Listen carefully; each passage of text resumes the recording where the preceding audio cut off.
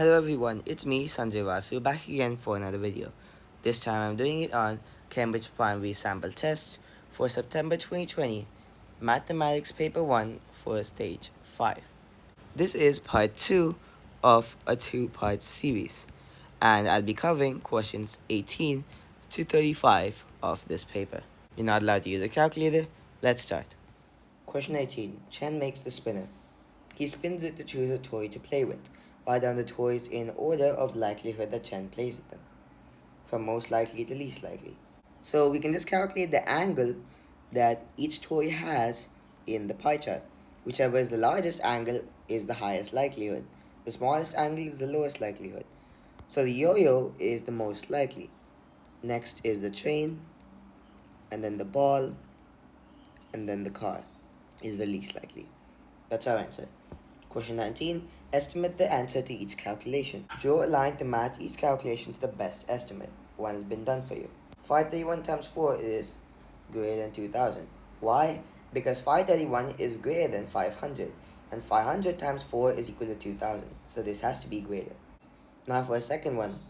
5 times 39 times 5. Now 5 times 40 times 5 is going to be 1000 if we calculate it correctly. Therefore, 5 times 39 times 5, since 39 is less than 40, it will be less than the final answer of 1000. Therefore, that will be the answer. 37 plus 38 times 39. Well, 38 and 39 are both reasonably close to 40. So we can estimate this as 40 times 40, which is 1600. Adding 37, we get approximately 1637. And this has to be between 1000 and 2000. It can't go very far away from that. So this is a good estimate. 488 times 4 plus 198. We can estimate this as 500 times 4 plus 200. Just a 12 difference won't do much when we are adding 200, right? So 488 is less than 500, so 488 times 4 is going to be less than 500 times 4. But since we are adding the 200, it's definitely going to be greater than 2000. 25 times 42. We know that 25 times 40 is equal to 1000. Now 42 is greater than 40. So 25 times 42 is going to be greater than 25 times 40. And that means it's greater than 1000. So it'll be between 1000 and 2000. And if you actually want to check if all these answers are correct, you can do the calculations yourself with the exact values. This will take a bit of time, but of course you can check if your answers are correct. That'll be the answer. Question 20. Lily rolls a fair 1 to 6 dice. Draw lines to match all the pairs of statements that have the same likelihood. Let's start from the left side. Lily rolls 1. This has a 1 by 6 chance because there's a total of 6 numbers, 1 to 6. Lily rolls an odd number. So out of 6 numbers, only 1, 3, and 5 are odd numbers. Therefore, it is a 3 by 6 likelihood. You can simplify this to 1 by 2 as well. Lily rolls 7. Well, this is not even in the scale of 1 to 6. It's not on the dice, so the probability is 0. Lily rolls 6. This is 1 by 6, since 6 is on the dice, and 6 is one singular choice out of the total 6 choices. So 1 by 6. Lily rolls 0. Once again, 0 is not on the dice, so this probability is 0. And Lily rolls 4, 5, or 6. That's 3 choices out of a total of 6 possibilities. That's going to be 3 over 6. Now we simply match the equal numbers. Just like this. That's the answer. Question 21. Oliver is thinking of 2 numbers. They are both whole numbers. One number is 1/3 of the other number. The sum of the numbers is 16. Write down the numbers Oliver is thinking of. So they're both whole numbers. So if one number is 1/3 of the other number, that means this number is going to be 1 by 3 of the other number x. Alright? That means 1 by 3x plus x is equal to 16, since the sum is 16. 4 by 3x is 16. So that means x is equal to 12. If you bring 4 by 3 to the other side, it will be divided by 4 by 3. And the same thing as 16 times 3 by 4. Doing this, we can cancel and we get 12. Now the number Oliver is thinking of, one of them is 12. That's x. Now what about 1 by 3x? This is the one number here. So that's going to be 1 by 3 of 12, which is 4. And if you check, yes, they add up to 16. That's the answer. Question 22. Mia makes pastry. She uses half as much butter as flour. She uses 450 grams of flour. How many grams of butter does Mia use? Drawing on all the calculations that give the correct answer. Half as much butter as flour. That means we can multiply 450 times a half or divide it by 2. These two are the only two correct calculations in this case. And if you check the others, they are not equivalent to dividing by 2, so they're not correct. If you're wondering, this is the same thing as multiplying by 2, not dividing. That's the answer. Question 23. This graph shows the depth of water in a lake. A, write the greatest depth shown on the graph. Over here we can see that the highest point is 60 meters, so this is our greatest depth. B, use the graph to complete the sentence. It takes dash days for the water depth to change from 60 meters to 10 meters. So 60 meters to 10 meters is going to be 150 to 250 days. And 250 minus 150 is 100 days, so this will be our answer. Question 24. Take all the numbers that round to 5. That means it can be anywhere from 4.5 to 5.5, but it cannot be 5.5, it can be 4.5, and can be anywhere in the middle. So we can take this, this, this, this, and this. That's 5 numbers. That's the answer. Question 25. Eva has 9 square tiles. She joins all the tiles to make a large square. A. Take the names of the children who can join all of the square tiles to make a large square. One has been done for you. Well, indirectly, this question is actually asking if the number of square tiles each person has is a square number or not. Because we can see that 9 is a square number, and in this case, it's 3 times 3. Or in other words, 3 squared. And if each square is 1 unit of area, which is 1 side length for each square, that means 9 squares is going to make 9 units of area. And this length is 3, this length is 3. Therefore, this is a square, a large square. Now, let's use another example to make it clearer. Gabriella, 4 tiles. We can arrange this as 1, 2, 3, 4. And this forms a large square compared to the smaller tiles. Therefore, this can also be forming a large square. Safia has 15 tiles, but this won't form a large square since it is not a square number. 16 is a square number because when you square root it, it becomes 4. In other words, 16 is 4 squared. But 15 is not equal to a square number. Or in other words, root 15 is not equal to an integer. Same thing for 33. Angelique has not a square number of tiles, therefore she can't make a large square. Now Anastasia has 64 tiles, which is 8 squared. Since this is a square number, she can make a large square. That's the answer. B. Jamila says, I can join all of my square tiles to make a different large square. Complete the sentence. Jamila has dash tiles. The answer in this blank is actually going to be any square number. In other words, something like 1 squared, 4 squared, 5 squared, 6 squared, so on. But then it should not include those which are already given over here. So we have 3 squared, 2 squared, and 8 squared. So if you write any of these 3 numbers, you are wrong. Why? Because it says to make a different large square. So you have to write a number, for example, 16 or 25, 36.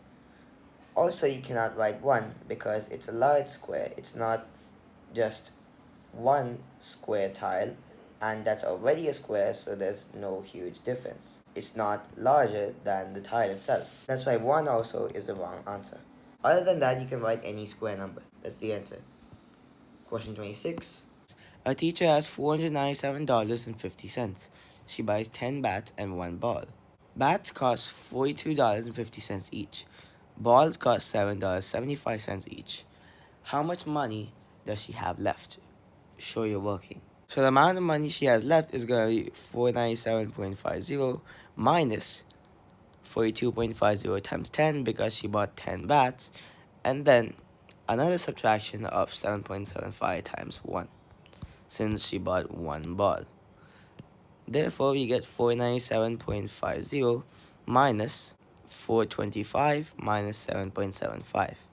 That's simply going to be $64.75, or in other words, $64.75. That's our answer. Question 27. Here are four rectangles drawn in a grid of centimeters squared.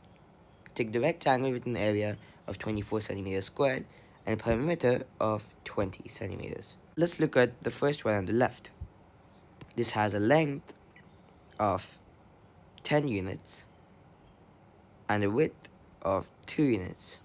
I'm calling this as the length because it's longer, but then it doesn't really matter if you call this length and this width as well. Either way, the area is going to be 20 centimeters squared, and the perimeter is going to be 2 times the length plus the breadth or width. 2 times 10 plus 2, 24 centimeters. Well, this is not what we want. We want an area of 24 and a perimeter of 20, but they've swapped it around, so this is wrong. Now for this one, the length is 8 and the width is 3 centimeters. Multiplying the two, we get 24 centimeters squared. But is the perimeter 20? No, it's because 2 times the length plus the breadth is going to be 2 times 3 plus 8, and that's 2 times 11, 22. 22 is not equal to 20, so of course this is the wrong answer. Now, as for this rectangle, or rather it's a square down here with length 5, width 5, or in other words, side length 5. So the area is going to be 5 squared, which is side length squared, 25. But that's not 24, so we can rule out this immediately. That of course means that this rectangle, which has length 6, width 4, therefore area is 24 centimeters squared, and the perimeter is going to be 2 times L plus B, 2 times 6 plus 4, which is 20 centimeters. And this is our answer.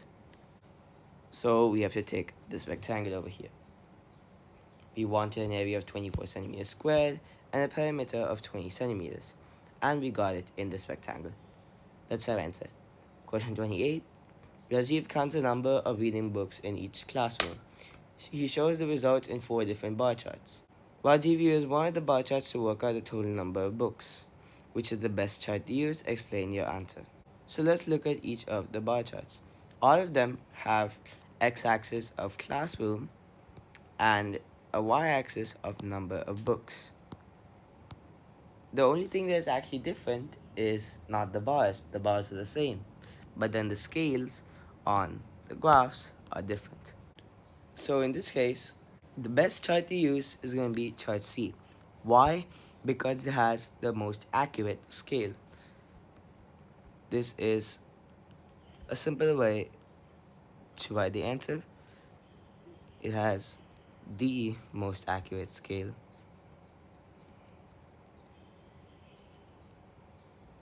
And what do I mean by this? In this graph, let's say for classroom 1, we can clearly see that the number of books is 27 since it's in the middle of 26 and 28. But then if you look at the other 3 graphs, it's not that easy to tell if it's 27 or 26 or 28.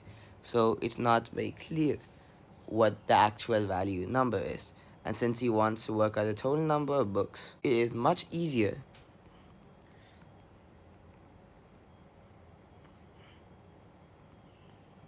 to tell the number of books. And that'll be our answer. Now to question 29. Here are 2 nets of an open cube. Draw 1 more square on each net to make 2 nets of a closed cube. Make each net different. So there are actually 4 different positions where you can draw the final square.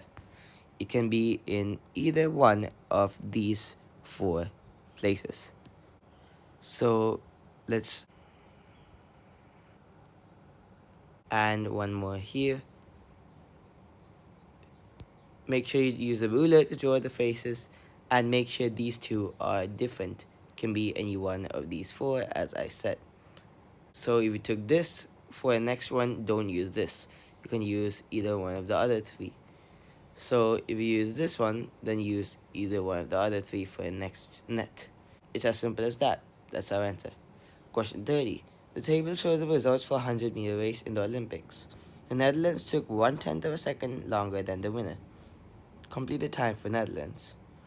So the winner is the one with the least time. And in this case, it's Jamaica since it's the least time. And Netherlands took 1/10 of a second longer. That's 0.1 seconds. So the Netherlands got plus 0.1 of 10.71. That's 10.81 second timing. Yes, they did finish second, but Jamaica just took home the win. That's our answer. Question 31. Here are some points on the grid. A, B, C, and D are vertices of a square. Write the coordinates of D. So we can see that AB is going to be 3 units right and 3 units up. That's how we get this diagonal, or this side actually of the square. Of course, it looks like a diagonal, but yes, it is a side of the square. Of course, there is a diagonal line when you draw it, but then it is the side of a square. Now BC. This is going to be 3 units right and 3 units down. That means CD is going to be, if we rotate this 90 degrees, 3 units down, 3 units left. So D is going to be down here. And if we connect AD and CD like this, you see that it indeed forms a clear square. Let me just mark the A point better. Yes, this indeed forms a clear square though. And therefore D is going to be here, which is 4, 1. That's our answer. Question 32. Here is the shape made from 2 identical triangles. Calculate the value of x. So if these 2 triangles are identical, that means this angle is equal to this angle, since this is just rotated 180 degrees to get this. So this angle is 70 degrees. Since angles on a straight line add up to 180 degrees, x is going to be 180 minus 70, which is equal to 110 degrees. That's our answer. Question 33. Draw a ring around the number closest in value to minus 1. The answer is actually minus 1.01. But why is the answer minus 1.01? Let's draw a number line to easily figure this out. So we have 2 sides, and let's say this is 0. Let's say this end here is minus 1. So where will minus 1.11 be? A bit to the left, around here. And where will minus 0.9 be? A bit to the right of minus 1. Minus 0.91. It'll be a tiny bit to the left of minus 0.9, since it's a tiny bit smaller. Now minus 1.01 is just a tiny bit smaller than minus 1, so it'll be right there. Minus 1.01. And minus 1.11 will be a tiny bit to the left of minus 1.1. So I'll just label that there. Now which one is the closest to the minus 1 we have here? This value here. That is minus 1.01. Therefore, this is our answer. Let's go to question 34. Class 5 picks up litter in the local park. This waffle diagram shows the type of litter they pick up. Look at all the information shown in the waffle diagram. Check all the statements that are true. They pick up the same number of drink cans as paper coffee cups. So how do we know that? Let's count the number of squares for each color. Paper coffee cup, which is dark gray, and drink can, which is white. So that'll be 1, 2, and we have a whole row, which is 10, and we have 5. So that's a total of 17 for paper coffee cups. And for drink cans, we have 5, and then that's a full row 10, and then we have 2 over here. So once again, this is 17 for drink cans. So this statement is actually true. They pick up the same number for both. All of the plastic bottles they pick up are the same size. This one, of course, we cannot know according to a waffle diagram. We need more information if we want to know that. Same size is not what we are looking for in this waffle diagram. What is given is the type of litter. It's not given the size or the shape of each litter. So this is not true. We don't tick it. 58% of the rubbish is plastic bottles. So if we count the number of squares allowed to plastic bottle, we get 10, 20, 30, 40, 50 for 5 rows, and then we have another 8 squares here. That's 58 out of a total of 100. And we have to multiply by 100 to get the percentage, so that's 58%. And this is correct. They pick up 17 paper coffee cups. As I said before, there are 17 squares, but this does not mean that they pick up 17 paper coffee cups, since we don't know how much one square represents. It could be that one square represents one cup, and in that case it is true. But what if one square represents 2 cups? In that case, we'll have 34 paper coffee cups, and therefore it'll be wrong. So it's not a guarantee that this is true. It depends on the scale, and they haven't given the scale of how much this represents or one square represents, so we cannot say if it's 17 or not. That's our answer. Let's go to question 35. Naomi uses digit cards to show a calculation. She turns 2 of the cards over. Naomi says, "You cannot be sure what the numbers are on the cards I turned over." Explain why Naomi is correct. So first we have 3 plus 8, that'll be 11, so this will be carried over here. Let's just write that. And of course the 1 will be placed there. So 1 plus 6 plus 6 is 13, so there'll be a 1 carried here. Now, the 2 digits which are turned over, and we have a 1 carry to add 5. Let's name these two as x and y. And of course, both of them have to be whole numbers. It could be 0, of course, since we don't know what digit card it is. It could even just make this a 2-digit number. But then, as I said, they just have to be whole numbers. So that means x plus y plus 1 is equal to 5. So x plus y equals 4. And there are multiple different ways to make x and y. X could be 0, y could be 4. X could be 1, y could be 3.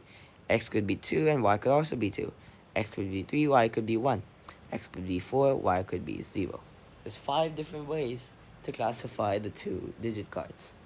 And therefore, you cannot be exactly sure with any proof that the numbers on the cards are what you're thinking, no matter what it is. If you are thinking 3 and 1, it doesn't have to be true. It may not be 3 and 1. It's not a full probability that's 3 and 1. It's always 1 over 5. So Naomi is correct because there are multiple ways for the digit cards and the carryover 1 or the carry 1 to add to 5. As an example, I'll write 2 plus 2 plus 1 is equal to 5, and 3 plus 1 plus 1 is equal to 5. This is what I was saying. Without this carry over here, we can have 2 and 2 or 3 and 1. Or of course you can write 4 and 0, you can write 0 and 4, you can write 1 and 3. These also are fine. Well, this will be our answer. With this, I come to the end of the paper. Please like this video, subscribe to our channel, share this video with your friends and family, and comment on how you think this video was. With that, it's me, Sanjay Vasu, signing out. Thank you. Bye.